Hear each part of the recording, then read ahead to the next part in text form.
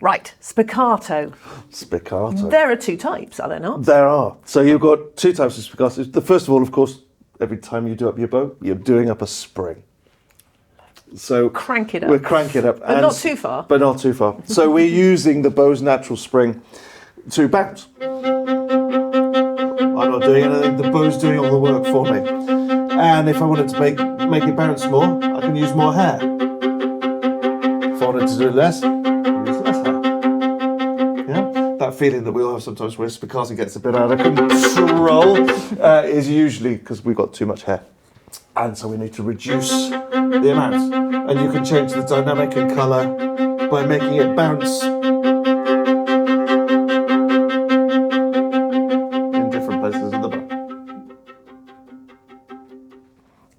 So that's what I would call passive spiccato. Then, of course, we have what I would call active spiccato, where round, if you remember, I have the tripod in my bow hold. Yes. So the thumb, first finger, pinky, tripod. And we use the thumb as a pivot, and we bounce like a seesaw.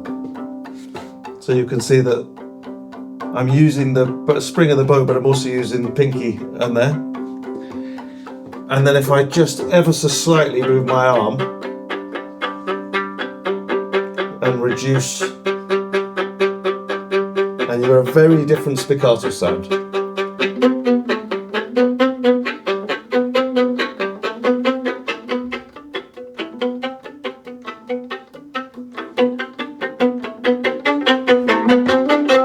Very useful, particularly for Beethoven quartets.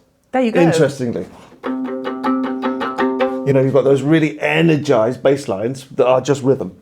And it creates all the rhythm and all the power without the sound that would block out the tune and all the rest of it. So you're really joining it. It's really useful. One thing that I think is really important to note, I don't know whether you agree with this, but spiccato is that whole arm string crossings are really crucial. Because your arm level has to stay the same. And the reason is this.